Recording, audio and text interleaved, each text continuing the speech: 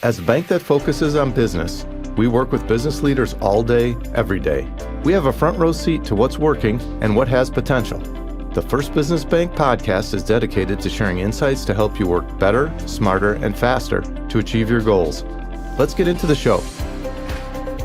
Welcome to the First Business Bank podcast. I'm David Shade, and I'll be your host for today's episode about cybersecurity and ransomware.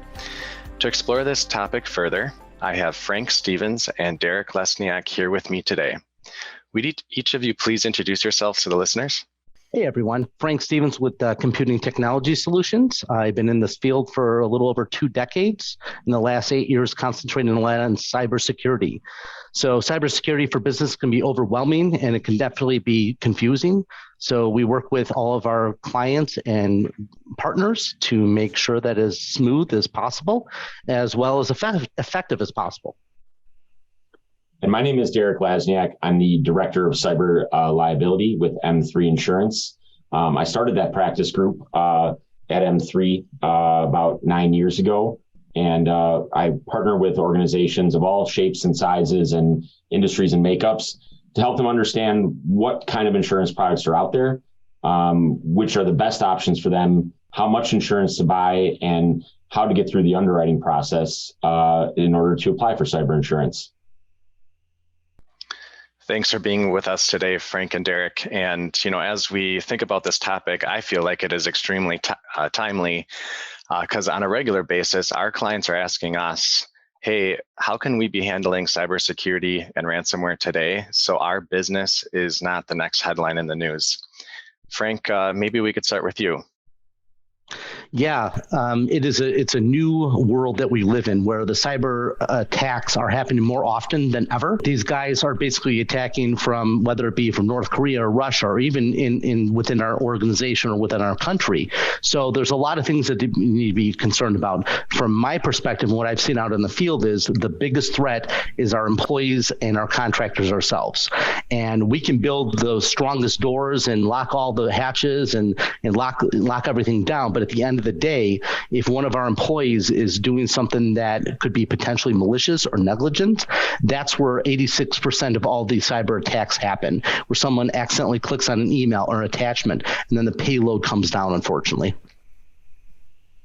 Yeah, from my perspective, David, the threat has gotten much stronger and much more concerning over the last couple of years. And what we've seen really when we start looking at it through the lens of insurance is that the types of attacks have really started to become centralized with variants of ransomware. And not to go on too much of a tangent, but ransomware, even in and of itself, while it has become a buzzword, has even evolved and matured. So ransomware used to be just holding information or data or computer systems hostage in exchange for a cryptocurrency payment. Well, as people started working with organizations like Frank's, their backups became more sophisticated. And so the attackers have then evolved again. They said, well, out of the risk that they might restore from backup and not pay my ransom, while I'm there encrypting information, I'm going to steal it. And then in case they have a backup, I'm going to tell them, well, if you don't pay the ransom, even if you restore from backup, I'm going to dump all of your personal records online.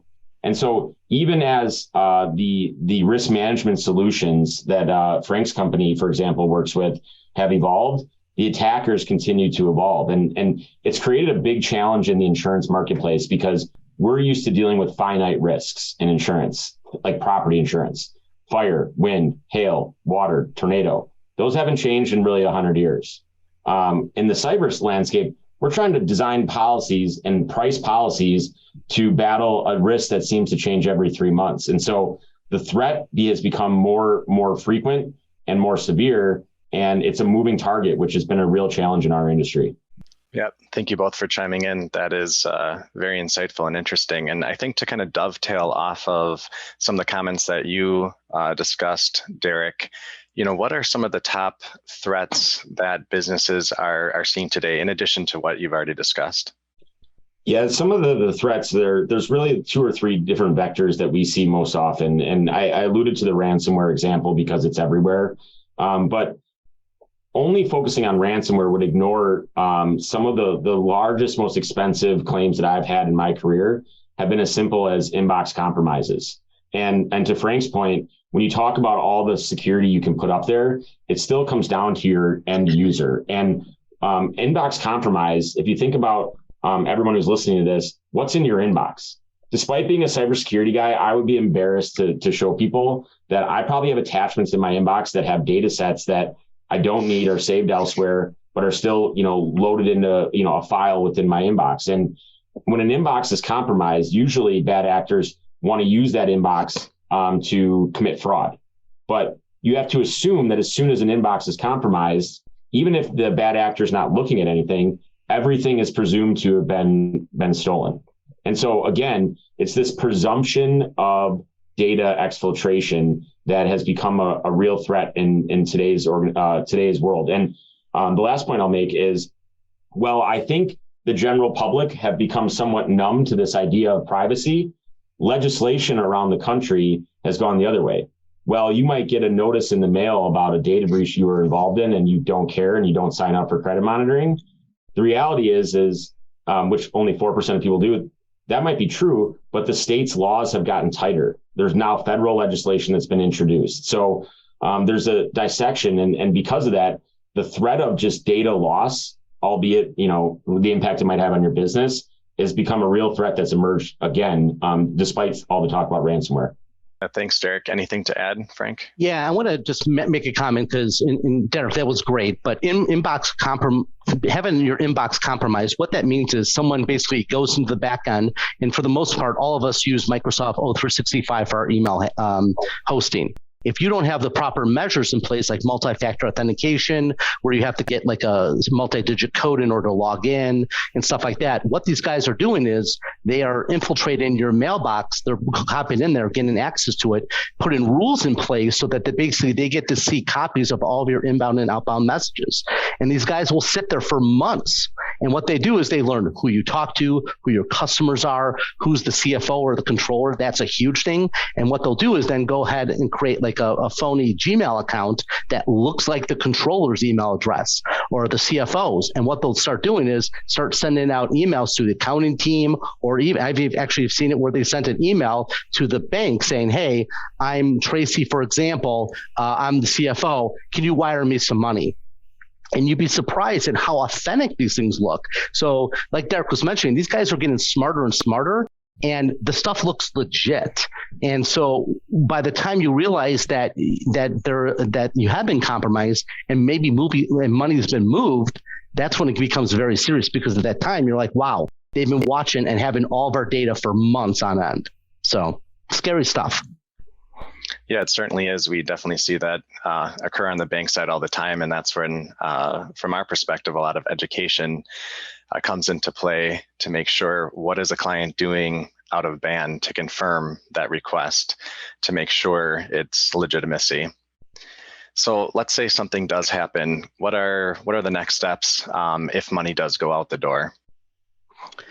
Yeah, the first thing that if money goes out the door is typically what all of our clients have is an incident response. And what that means is, who do you alert? What is the process of that alert? So in most cases, they'll alert ourselves. So my organization would quarterback the whole thing, where we would get law enforcement involved. We would help preserve the data, where we would bring in a forensics guys, depending upon how serious the thing is. And then obviously provide any kind of information or data and anything that we found essentially to both law enforcement as well as the insurance company, so they can start processing that stuff pretty quickly. Because at the end, the time is essential, and preserving that stuff is essential as well. Absolutely. Derek, anything to add? I would totally agree with Frank. It's time is of the essence. And David, you would even know this on the banking side. When you have one of those unauthorized or social engineered transactions, like any security breach, it's all about time.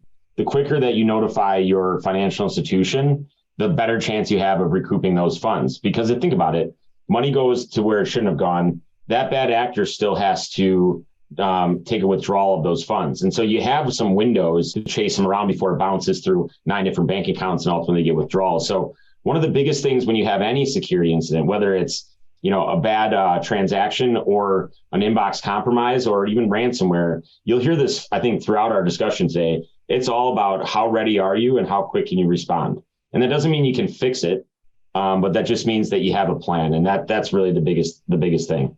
Yeah, thank you both for your feedback there. We've seen that all too often, as you had mentioned, Derek. And the quicker they contact us, obviously, the better. Something that we hear from business owners a lot is, well, we might not need additional parameters because we check our bank accounts every day. But then all of a sudden, that fraudulent check sneaks through, or their email is compromised, as we discussed, and money leaves the door. And so having that plan of attack is definitely vital. What about on the ransomware side? What are kind of the immediate steps that should be taken? Yeah, so if you get hit with ransomware, either on the computer level or the server, the first thing to do is isolate the patient zeros, what we call that. So in those cases, any machine that you clearly see a message or a screen, you should immediately turn off that machine and disconnect it from the network. So at least you're stopping the spread of any kind of infection from other systems. In that case, we also do a snapshot, is what's called, basically where we take an immediate snapshot of the server prior to that, so that we preserve what's on the server. And then, of course, with all of our backup disaster recovery solutions, we want to make sure that there's an air gap. So any kind of backup solution that you have out there, there are both air gap and non-air gap. What that means is if the machine or the server is compromised, is the backup solution transparent to the hacker? And in most cases, it should be, because this way, if they have access to the backups themselves, then they can delete that data as well. But regardless of whatever direction you go, the feedback and the guidelines from the FBI is you should never pay ransomware. All you're doing is perpetuating this. And when they get their millions of dollars across several, thousands of companies, they're just going to continuously increase their hits. I've read articles that if you've been hit once, the likelihood of you getting hit again and you being a target is multiple factors. So that's the time in which you need to really lock things down as well. I would echo a lot of what Frank says. And, in my role, I am funding the cleanup of these kinds of incidences. Frank has, got a front seat to watching these things transpire. And from my perspective, it's about knowing the tools that are available to you, and knowing that, cyber breaches have a very predictable pattern, regardless of what kind of attack it is. And the people that you need to get in touch with are also very predictable. 99% of the breaches I've been involved with have included a breach coach, which is an attorney, and a firm like Frank's, forensics analysis firm, that not only can figure out how it happened, when it happened, is it still happening, but also find you and give you the best solutions to do any kind of recovery that you can. And that attorney, and these are highly specialized people, they're there to protect privilege along the way. Because what you can't account for is if data is leaked and you have to make notice, you're open up to civil and potentially regulatory litigation down the line. And you don't really want every conversation that was had between, in the heat of the moment, being subject to discovery. And so it's about knowing what to do first and knowing who you're going to call first and turning something that could be a 48-hour delay into 4 hours. And that's how the people who get out of these things the best are able to do so, is because they act quickly. Yeah, very insightful, Derek. And I think our listeners might be interested just in the whole cybersecurity policy. What should they be looking for? How does it work? What does it cover? What should it be included? Can you provide some comments on that? Yeah, cybersecurity insurance has really evolved. Not to get too drawn out in the history, but when cybersecurity really became mainstream about 10 years ago, it was really profitable. And what happens when you have profitable insurance products? Coverage gets really broad because carriers are competing against each other. Price goes down because that's the other tool they have to compete against each other. And so it was really a buyer's market. It was the fastest growing product from 2015 to 2020 in terms of new policies being written. It's turned into a $5 billion insurance market that some say could be as large as the property insurance market.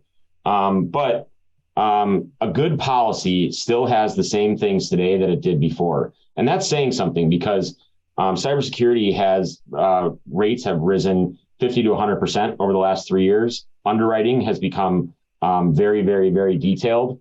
But coverage has still, for the most part, remained broad. But with the losses that we've seen in the market, we have seen carriers start to retract coverage. So all of a sudden you get this deal and it's like, this is an amazing deal. This is way better than what you told me. And it's like, well, the devil's in the details, because the one coverage that you wanted has now been cut. But at its most basic function, a cyber liability insurance policy does two things.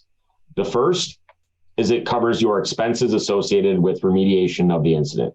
That's going to pay for Frank's team. It's going to pay for your attorney. It's going to pay for any lost income that you might have as a result of a security breach. It's going to pay the ransom if you decide to pay a ransom. It's going to pay all of those first-party costs that you incur. Those are immediate. That clock starts ticking almost immediately when you're attacked. The second piece that it does is it also pays for any liability that might be assumed because of a data security incident. That could be you notified 100,000 people and now they're suing you. That could be a regulator from the state of California or Illinois that's launched an investigation. It could be the OCR for a HIPAA violation. It could be any SEC if you're a publicly traded company. So it does two things. It provides you a bucket of funds to clean up the incident. And on the back end, it provides you defense and potential any fines, penalties, or settlements that you might incur because of the damage that the incident did. So they're very robust policies. And the last thing I'll say for the listeners out there is there's no standardization in the cyber market. One might say that's why I have a job, is because every policy is different. They might cover the same thing, but the carriers like to mess with you, and they all use different language. And so you really need to work with and read the details and understand that what you're getting is what you want, because they're all set up a little bit differently. Yeah, thank you for that. Frank, what about on the consulting side? How does your industry work? What should a business owner be looking for when they're talking more on the forensic side? Yeah, on the forensic side, it gets dicey because from a business owner, you don't know the details of the back end.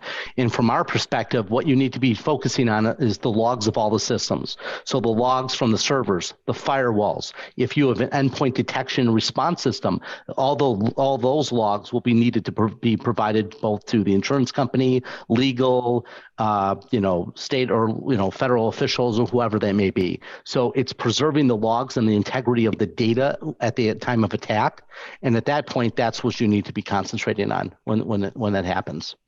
I'll just add a quick comment to Frank. I went through an attack 6 months ago, and there was a shortage of, for whatever reason, and this was in Wisconsin, in Milwaukee area. There was a shortage of external terabyte drives that were you went to Best Buy and they just weren't on the shelf for whatever reason, supply chain.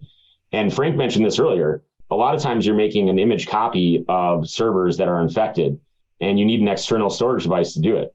And so a good example is, if you don't have those sitting around handy and Frank's pile has been depleted because he's had 20 attacks this week, that's like a little thing that you can proactively have on hand that can be, the smallest supply chain disruption of external hard drives can be the difference in responding to an attack. So it's these little things, these subtle things that you get from working with a team like Frank's or mine that will have you just, checking all the bases. It's disaster recovery. It's like your bug out bag. Do you have everything you need in it? Yeah, very good to know. Now, would you say, is any industry, immune to cyber threats, or is one particularly targeted? What about size of company? Yeah, from my perspective, there are some verticals that are absolutely targeted. My industry is IT consulting because we have the keys to the kingdom of the back ends of everyone's servers. Other ones that I see significantly hit is our financial services and our accounting firms. If you are able to infiltrate an accounting firm, it's payday. I mean, you've got social security numbers, you've got prior tax returns, you've got full addresses, children names. I mean, you have everything. From a size perspective, they're typically, from what I've seen, they're targeting any organization between 10 employees and typically about 150 employees. And those are the cases where they may not have a huge budget for cybersecurity or security or IT in general. So in those cases, they're the biggest target. They're an easy target.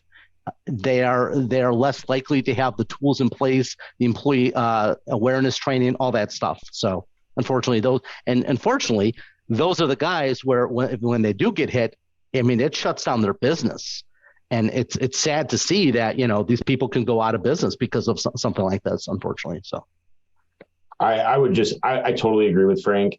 The size specifically, it's like a Nat Geo, which elk does the cheetah go after? The weakest one. So they're not targeting Fortune 500 companies. Sure, there's a fair share of people who are, but they're looking for, they know that they can't maybe ask for as much of a ransom, but they have a higher probability of executing the payload. And so that's kind of how they're hunting.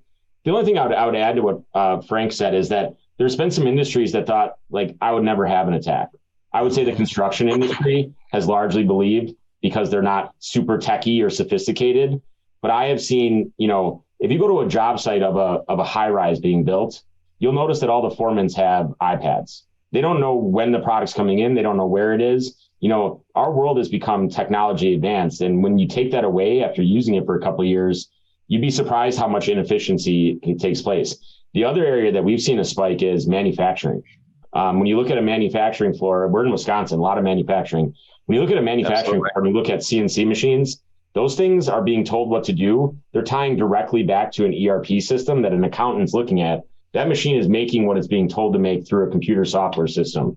So when you are successful in taking down a manufacturing operation as a bad actor, and a manufacturing operation dials into the minute how much money they're making when a machine is running, and you take that offline for 3 weeks, manufacturers pay ransoms because they don't have the sophistication, as Frank said, because they haven't invested in IT, even though everything on their floor has gotten technologically advanced. And so we've seen an uptick in the last year of manufacturers getting hit pretty hard with things like ransomware. Thanks for that feedback. No, a lot of kind of what I was hearing in your comments just now was like when an event happens or you're a victim of cybercrime. So maybe just to wrap things up, as businesses look to put together their incident response checklists, kind of what are those fast 1, 2, 3 steps that they should be taking in the event they do become a victim of cybercrime? So I'm going to answer that about being proactive, not necessarily what happens in that situation. I mean, when you have the appropriate documentation of the incident response, you follow the checklist. And when you do that, you're going to have the least minimal attack. But when you think about being proactive and before that actually hits, what you want to do is want to look at a full security stack is what we call that. And what that means, it is basically protecting everything from server to the internet, all the way down to the end user.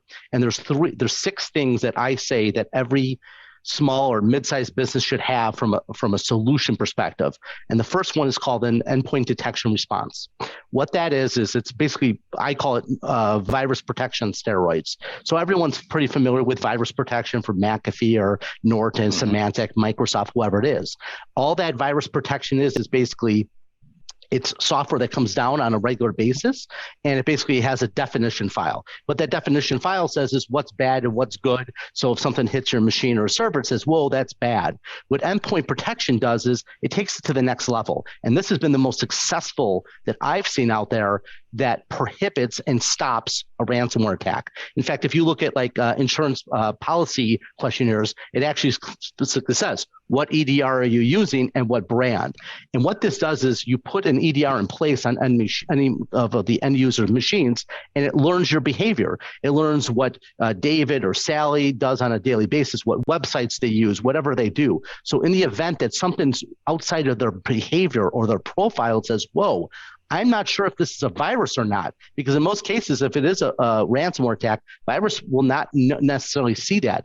What an EDR does is say, hey, something doesn't smell right, shut that process down and alert the appropriate people so that we can take a different, deeper dive.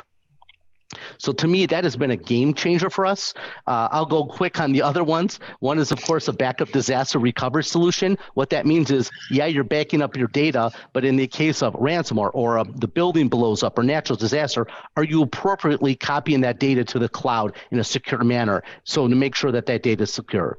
The other one thing that number 3, we touched base on earlier is multi-factor authentication. For those who use banking software for the last 10 years, or you try to log into some kind of secure site, you typically get a PIN or a code that will be emailed to you. That is if you do not have MFA in place, multi-factor authentication, with anything that is external, like your email or anything like that, you're a sitting duck. And in most cases, it's free to implement. You just have to do it. The other item is, even though Microsoft, and they say that themselves, we're not the best at spam, a lot of stuff comes through spam. And so to have a front layer of phishing and spam protection in front of your O365, something like that, and it literally costs a couple dollars a month, and it's well worth it. The fifth item that I always tell people is the employee awareness training. And this is something I mentioned earlier. So 86% of all successful hackings is because an employer or subcontractor did something they shouldn't have done. And this is basically sending them either fake phishing attempts or fake spam, but it educates them. So it tells them typically about 10, 15-minute video on a yearly basis to remind people, this is what you should be looking at. This is how you determine if something's real or fake, and this is what not to do. And again, this is a pretty inexpensive solution, and it does wonders. And then the last thing is something that we, from an IT perspective, we've been preaching for decades, and that's patch management on your servers and computers.